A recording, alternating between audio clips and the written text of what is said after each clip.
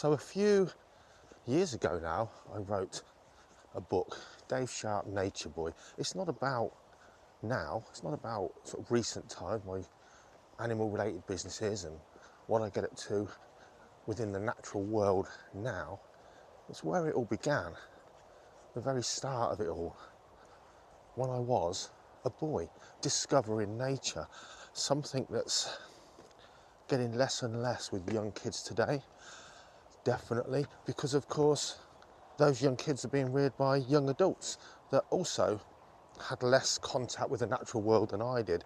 The computer games came in when I was a boy, and it changed how people and kids live. What do they do? Do they go outside? Media frighten parents of letting their kids outside. So I think this book will really interest older people in a nostalgic way, but I really hope it'll be interesting for younger people and also for older people to read to younger people. It's almost a time gone by that's still perfectly accessible. It hasn't gone away, it's just something people forget's there nowadays. Kids don't play out like they used to, and the fear of parents stops them anyway. But parents and grandparents can still take their kids to do all the things I did. Indeed, a lot of the books about my parents, uncle, auntie and grandparents taking me out in nature, allowing me to explore the natural world and just discover the endless discoveries that it contains, the beauty, the strange, the circles of life, the infinitesimal amount of species and things that are there to discover, whether aquatic or in the air, and everything in between. So the book began because my wife insisted on getting a little caravan. Now, as a ex-petrol head and biker in my sort of younger adult life, I was dead set against getting a caravan because, to be honest, I didn't want to be that person causing those hold-ups and traffic jams, that annoying, irritating person sort of temporarily cutting back my speedy days, I guess. But we did. We got a little folding caravan. It's a great little thing. It's been all over the place. And when I was younger, I also didn't like having a holiday and it not being sunny. And the UK was pretty good at not being sunny when you go and book a holiday. As I've got older, I just don't care. We go away in the middle of winter to our beloved quiet place, Norfolk. We go all over the place. And if it rains, I'll try and read, because I get very little time to do that now. Or I might write. And a few years ago, I started writing a book. And it was on and off, and it got better, and then it was rewritten, you know, and changed and altered as you do. And finally, a year or so ago, a good falconry friend who publishes magazines and falconry books said he'll publish it and sort it for me. Unfortunately, ill health and ultimately passing away got the better of him. And so the book sat again, almost ready to go, but not quite done. Not quite there over the finish line. Another friend of mine who also has countryman type books published said, get in touch with my publishers, they'll sort you out. And that's where we're at. We're at the side now where it's been proofread by another amazing naturalist. It's now being proofread for the final time, a double check if you like, by a really good friend. It's at the publishers, and it's at the point now where it's typeset, it's there, it just needs, literally, next week I've got to decide softback or hardback, £1,000 difference between the two, believe it or not, and double check that typeset, get the final proofread, press the button, go almost, you know, and they'll get on with it. Oh, last thing, they're going to design a cover around the sort of things I've said, this is what I fancy. So it's there, it's literally about to go to press. And I thought, I've told a lot of people on social media and on this channel, you know, the book's coming along. I want to tell you now, it is nearly there. I don't know if you can hear me, I've got a mic on, but it's very, very windy.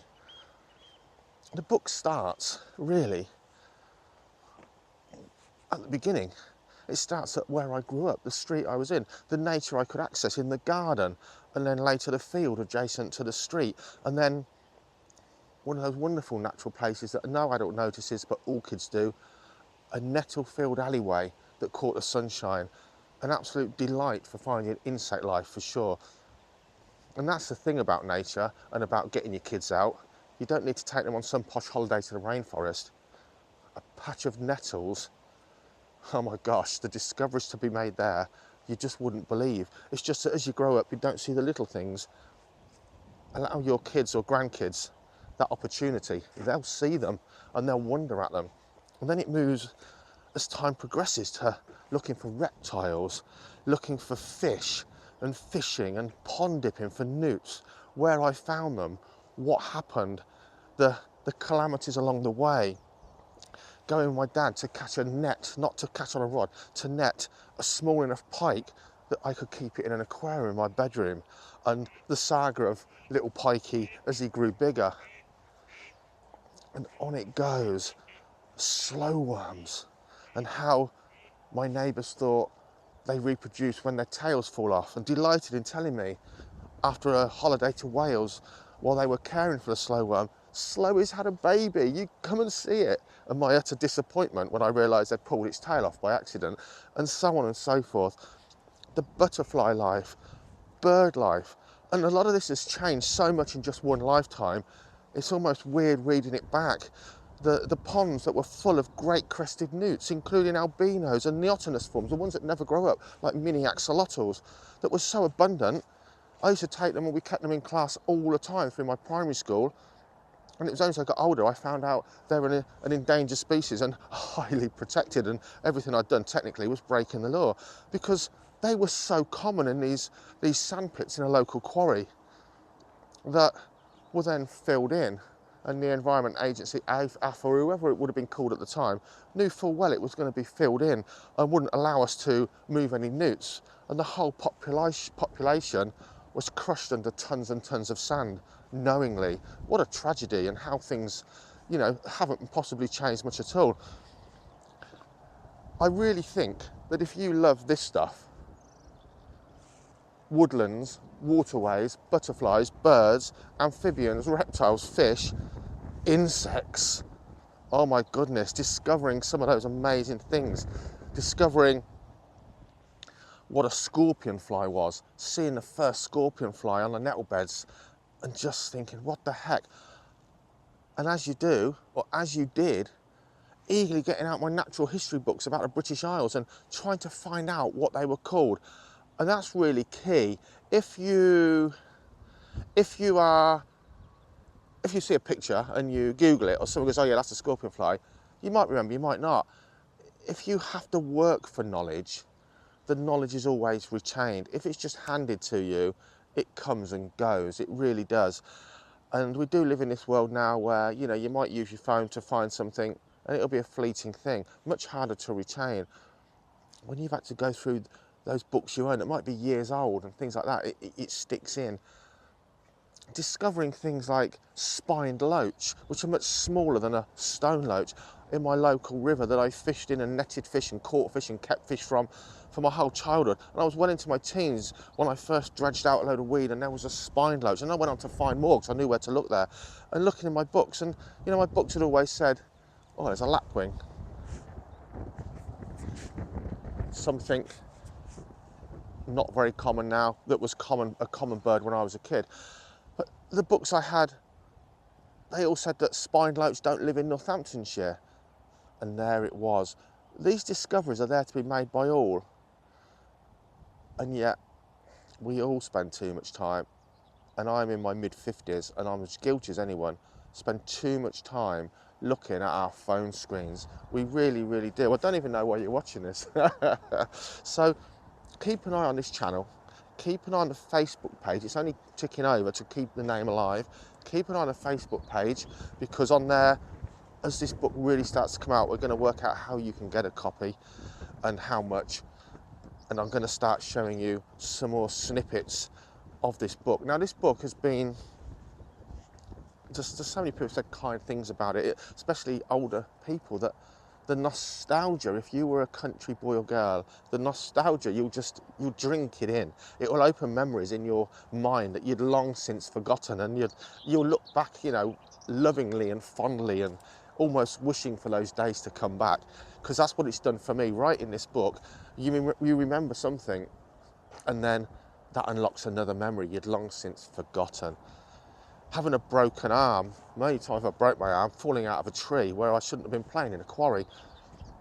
And then, even though the pain and the migraines it caused were terrific, my old mate from school coming round, oh my goodness, look, there's some little coots there, little baby one, saying, Dave, do you want to go fishing down Holston First, see if we can catch one of those trout in the tiny stream? And of course, I'm fishing with a broken arm in a cast, and it's the day I hook a monster rainbow trout that we were trying to find, wild brown trout, a monster rainbow trout that basically I felt like I broke my arm again trying to hold on to it, and it threw the hook. And excitement like that just lives in your memory, but you sometimes have to still remember it. Something has to trigger it. Anyway, I've come out to find a lovely quiet place near my house, and it's blowing a hoolie, and I think the mic's going to be affected, so I'm not sure. I'll try turning around. It's a windy day again. We're having a bit of a drought here in 2026 in the spring. March and April has been incredibly dry. If you're an orange-tipped butterfly, it's been the best spring for you for very many years. There are an abundance of them. They're not getting upset by wet and cold all the time. But if you love this stuff, guys, it's definitely going to be a book to buy, and it's going to be as inexpensive as I can make it. It's only a small book. It's going to be, I think, about 150 pages, something like that. But I really hope people buy it, and I really hope you enjoy it. I'm only getting 300 done. Steve Capel, who put me onto the publishers, who's a great country writer, said, what are you doing? Get 1,000 copies, Dave. They'll sell like that. I'm just not confident. It's not something I've ever done before. And he said, oh, just get more. But it's actually, if you're getting a book published yourself, you're not getting it, oh my God, my first swallows of the year, my first swallows. Wow. Just get outside, guys. Yeah, if you've not done it before, and get it published properly, not for Amazon, it actually is a proper publisher. They're doing it as good as they can. But 300 copies, way more expensive than I could have thought, and that's how many we're getting. So if you're interested, comment below. Just give me a bit of a heads up, buoy me up a little bit. I know this channel on YouTube is small now because I split it up and I do my snake and reptile stuff on another channel and my full career on another channel. But this channel's ticking over because one day, when I actually get more than 10 minutes, this channel's going to be much more in depth about nature. So that's why it's always here ticking over. And I really appreciate you guys that actually still check out the channel and just follow me along when I have days outside in nature, because you just enjoy the beauty of it all like I do. But for sure, keep looking, keep watching, stay tuned. Get on the Facebook page just so it's there. Just like the page, you can be referred to it. And the book will be here soon. Lots more to come. As it progresses, I'm going to show you more and more snippets from this amazing book, and the beautiful images that were sent to me as originals from an amazing naturalist and fishery owner. So there's more than just me involved in this book. Even some of the images were sent kindly just from Facebook friends. See you soon.